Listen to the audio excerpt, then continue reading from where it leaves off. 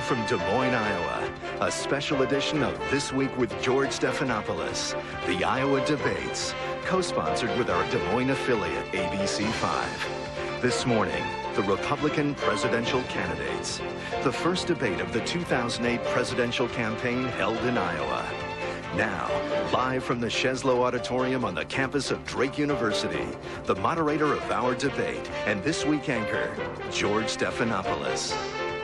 Good morning, everyone, and welcome to a special edition of This Week. We're here at Drake University for the first Sunday morning debate of this presidential campaign. All 9 Republican candidates for president are with us, and let's get right to them and how they stand here in Iowa according to our latest ABC News poll. The front runner at 26%, Mitt Romney, former governor of Massachusetts. Former mayor of New York, Rudy Giuliani, is next at 14%. Mike Huckabee, former governor of Arkansas, is at 8%. Also at 8%, Senator John McCain of Arizona. Kansas Senator Sam Brownback is at 5%. He is tied with Congressman Tom Tancredo of Colorado, also at 5%. Former Governor of Wisconsin Tommy Thompson follows at 4%. Then Congressman Ron Paul of Texas at 2%.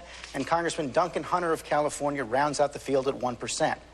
Former Senator Fred Thompson is not yet a candidate and not here today, but here in Iowa he polls at 13%. Of course, this is just a snapshot. A lot could happen between now and the Iowa caucuses. Gentlemen, welcome. Thank you. As you can see, I'm joined here by David Yepsen, the Dean of Political Columnists here in Iowa of the Des Moines Register. And our goal today is to get a real debate going among all of you, to find out where you stand on the issues, but also to figure out the real differences that separate you. And in that spirit, here in Iowa, you've already been going at each other, somewhat beneath the radar screen, on the issue of abortion. Senator Brownback, your campaign has been making phone calls to Iowa voters about Mitt Romney. And I want to show it for our viewers. It's called an urgent action alert. Mitt Romney is telling Iowans that he is firmly pro-life. Nothing could be further from the truth. As late as 2005, Mitt Romney pledged to support and uphold pro-abortion policies and pass taxpayer funding of abortions in Massachusetts. His wife, Ann, has contributed money to Planned Parenthood. Mitt told the National Abortion Rights Action League that you need someone like me in Washington. Senator Brownback, do you stand by that attack? I certainly do. It's one word that describes that ad, and it's truthful. That's a truthful ad. And that's what the campaigns are about, too, George, is for as far as getting the truth out, expressing the differences between candidates. These are good people that are up on this stage. That's a truthful ad. I am pro-life. I think this is a core issue for our party. I think it's a big issue for our country. I'm pro-life and I'm whole life. I think that all life at all stages is sacred and it's beautiful. I think it's something we ought to fight for. It's what this party has stood for. It's what we should stand for. Governor Romney, everything in that ad true? Virtually nothing in that ad is true. What's wrong with it? The single word I'd use would be desperate or perhaps negative. But before we move on, you said it's not true. We have it up on the screen. What is untrue? I am pro-life. That's the truth. And several years ago, when we faced the issue of cloning of embryos in our state, I wrote an op-ed piece in the Boston Globe and said I'm pro-life. And every action I've taken as governor of Massachusetts has been pro-life. This is a very difficult decision. We're involved in the lives of 2 people, a mom and an unborn child. And yet I've come down on the side of saying I'm in favor of life. But are any of the specific charges there untrue? Sure. The Massachusetts Citizens for Life, just several months ago, brought me in and gave me an award for my public leadership on the basis of being pro-life. So the best way you can learn about someone is not by asking their opponent, but ask them, what do you believe and what's your view? And I am pro-life. And virtually every part of that ad is inaccurate. I'm pro-life. My positions are pro-life. The idea that, for instance, I've been in favor of taxpayer funding of abortion, that's wrong. I oppose taxpayer funding of abortion. In our state, we passed a medical plan that reduces the number of people who receive state funding for abortion. So the ad is just completely wrong. George, if I could, there's you can go up on YouTube and see the governor himself speaking definitive source about what he is, where he is on this position. And I in 1994, Sam, the governor himself. I was pro-choice. I am pro-life, and I'm tired of a person who's... And it is a truthful position. Every piece of that is truthful. Governor Romney, on YouTube and look for the governor what he says himself. Governor Romney, you can go back to YouTube and look at what I said in 1994. I never said I was pro-choice, but my position was effectively pro-choice. I've said that time and time again. I changed my position when I was governor and when I faced an issue of life or death. When the first time a bill came to my desk that related to the life of an unborn child, I came down on the side of life. And I put that in the Boston Globe and explained why. And I get tired of people who are holier than thou because they've been pro-life longer than I have. Governor Romney, Look, you've also been trying... I'm proud of the fact...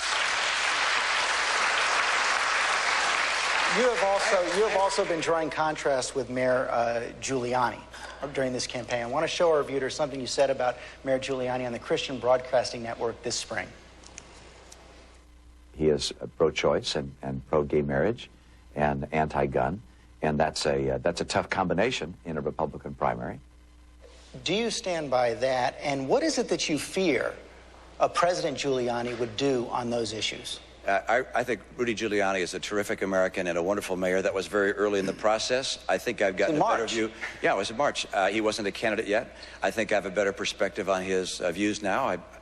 Not entirely, but a pretty good view on his positions.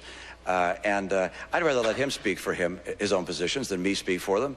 And I've done my best to let other candidates speak about their own positions. So I'm not going to try and elaborate on his positions. I can tell you that I am pro-life and that I'm opposed to same-sex marriage, and I support the Second Amendment. Those are my views. Why don't we let each of us describe our own views as opposed to taking time to describe those of our colleagues? Was that accurate, what Governor Romney said? Somehow I knew you were going to ask me the question about this. The reality is that I support the Second Amendment, as Governor Romney says. I clearly believe that marriage should be between a man and a woman, although I did support domestic partnerships and still do, a contractual relationship. And I believe the best way we can have common ground in this debate that you're hearing is if we put our emphasis on reducing abortions and increasing the number of adoptions, which is something that I did as mayor of New York City. But I think ultimately, that decision that has to be made is one that government shouldn't make. Ultimately, a woman should make that with her conscience and ultimately with her doctor.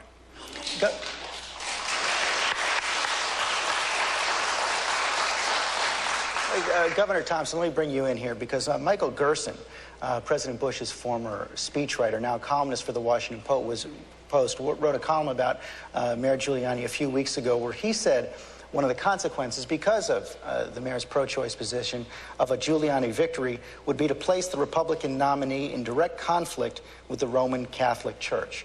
How big a problem is that? I think it's a problem.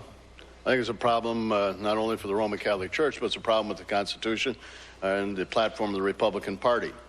Every year, the Republican Party, both at the state level in Iowa, nationally, are parties that come out very avidly and passionately on being pro-life. And I think any candidate that's pro-choice is going to have a difficulty with the party faithful and those individuals that have come to this district and the state and national meetings and have avowed time and time again that this party, the Republican Party, is a party of pro-life. So anybody that's not pro-life is going to have difficulties. That's the question. Beyond that, however, I think you got to look beyond just one issue. And the issue that really concerns me, of course, is the health issues of America. And we get tied up in one particular issue, and we really don't go to some of the major issues that are affecting America. Not that pro-life isn't, but we have to get down, and this debate should be about the major issues affecting the voters of Iowa and nationally, instead of trying to choose one person against another on this campaign. Every single one of us up here have got issues, positions, and every single one of us believe very strongly in those, and I think that speaks highly of the Republican Party. You bring up an important point, and let me bring this to Senator McCain, because some people have made the argument that in this election especially, that Mayor Giuliani would be absolutely the strongest candidate, in part because of his pro-choice positions, but even more than that in the general election, the most important issue is going to be national security, and an issue like abortion should be de-emphasized. Do you agree with that?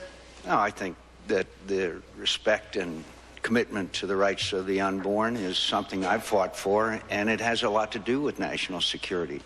Because it depends on, It says very much what kind of a country we are and our respect for human life, whether it be here in the United States or whether it be in China or Bangladesh or the Congo or any place else in the world. So I think it is connected. But